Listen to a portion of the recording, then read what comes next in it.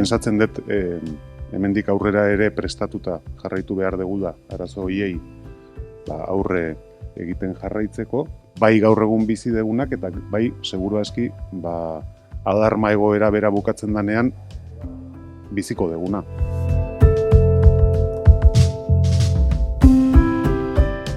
Al colectivo de la Ertzaintza y de policías locales de Euskadi, gracias por vuestro servicio.